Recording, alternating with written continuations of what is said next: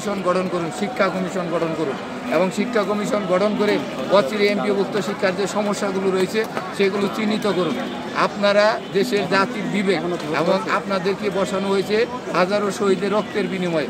হাজারো শহীদের রক্তের বিনিময়ে যেহেতু আপনারা বসেছেন, তাহলে সেখানে সরকারি এবং বেসরকারি যে বৈষম্য রয়েছে সেই বৈষম্যগুলো যদি একটু দূর না করতে পারেন, তাহলে হাজারো শহীদের রক্ত দেওয়ার যে একটা পরিশ্রম সেটা সম্পূর্ণ ব্যর্থ যাবে।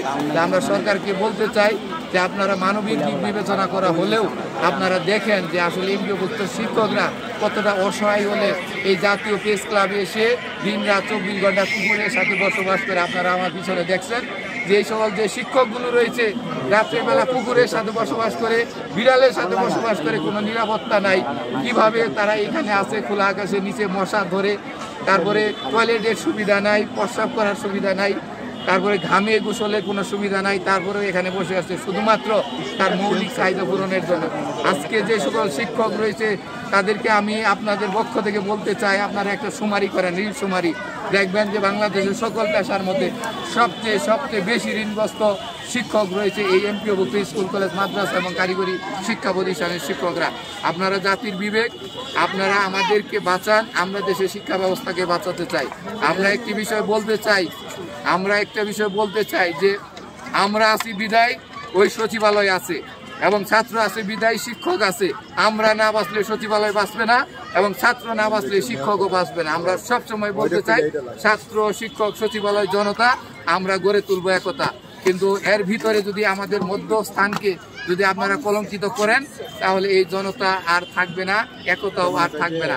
তাই আমরা সরকার কাছে একটি বিষয় সবসময় পরিষ্কার করে আমরা বলতে চাই যে মৌলিক চাহিদার একটি অংশ হলো শিক্ষা। অনেক রাজনীতিবিদ, অনেক পেশাজীবী সংগঠন বলেছেন যে আপনারা 20% চেয়েছেন, 20% তো কম চেয়েছেন, সে কারণে আপনাকে 10% দিবে। আমরা এই বিষয়টি সুস্পষ্ট করে দিয়েছি, আমরা 20% চাইনি। আমরা বাজেট অনুযায়ী এই 20% দেওয়ার সক্ষমতা মাউসি, মাদ্রাসা এবং কারিগরি শিক্ষা অধিদপ্তরে আছে বিদায় আমাদেরকে বারবার করে ডেকে এনে আমাদের কাছে হিসাব নেওয়া হয়েছে। এই হিসাব নেওয়াটাও এক ধরনের আমাদের সাথে এক ধরনের প্রহসন। কারণ আপনি জানেন আমি চাকরি করি মাদ্রাসায়, আমি আমার প্রতিষ্ঠানে 3,68,000 টাকা বেতন আছে। উনি কি আমার প্রতিষ্ঠানের অন্য একজন কি জানবে 3,68,000 টাকা আমার প্রতিষ্ঠানে বাৎসরিক বা মাসিক বেতন আছে? অথচ আমাকে দেওয়া হয়েছে 35,000 শিক্ষা প্রতিষ্ঠানের বাৎসরিক হিসাব করাইতে। আচ্ছা, এই 35,000 প্রতিষ্ঠানের বাৎসরিক হিসাবের দায়িত্ব কি আমার না মাউসির? অর্থাৎ এটা এক ধরনের প্রহসন। এইভাবে করতে করতে আমাদেরকে 2-2.5 মাস ভরা অতিবাহিত করে আমাদেরকে একটি ডজ দেওয়া হয়েছে, যেটা বলা হয় শুভঙ্করের ফাঁকি।